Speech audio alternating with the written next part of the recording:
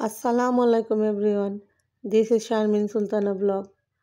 আজকে আমি আপনাদের মাঝে হাজির হলাম আরও ছোট একটি ব্লগ নিয়ে। আজকে আমরা বিকেলে ছাদে বারবিকিউ পার্টি করব। পার্টির জন্য বিকেলে আমরা কলিজা সিঙ্গারা বানিয়ে নিচ্ছি। তারপরে মাছ বারবিকিউ করা হবে, মুরগি বারবিকিউ করা হবে। এই জন্য বিকেল থেকেই আমরা আয়োজন শুরু করে দিয়েছি। আজকের দিনে আমরা ফ্যামিলি মেম্বার্সরা মিলে একটু আনন্দ করলাম। আজকের দিনটা ছিল শুধুই আমাদের, একান্তই নিজের। এখানে নান রুটি বানানোর জন্য ইস্ট দিয়ে আটা ম্যারিনেট করে রাখা হয়েছিল। এরপর সন্ধ্যার পরে আমরা ছাদে গিয়ে আগুন জ্বালিয়ে কয়লা করে নিলাম।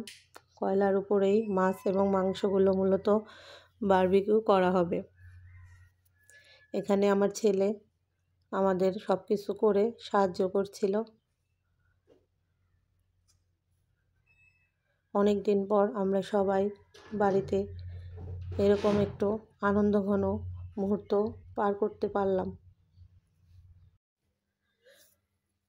আজকে রাতে পার্টি করার জন্য আমরা দেখতে পেলেন কলিজা সিঙ্গারা তৈরি করলাম, সাথে আরও ছিল ফুলকপির চপ, বেগুনি চপ, আলু চপ, কোক ইত্যাদি। এই সকল খাবার দিয়ে আমরা অল্প কিছু মানুষ রাতে অনেক মজা করলাম।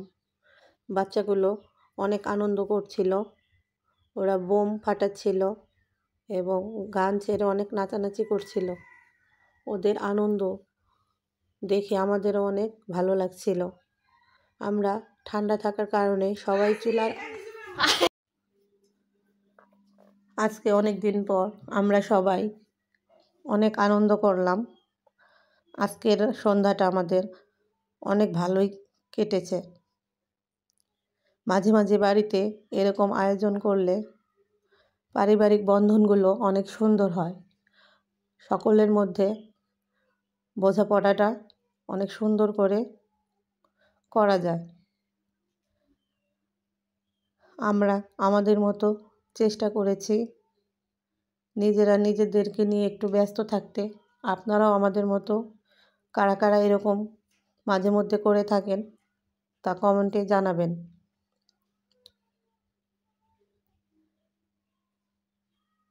আমরা আমাদের সুন্দর মুহূর্তটুকু আপনাদের সাথে শেয়ার করলাম।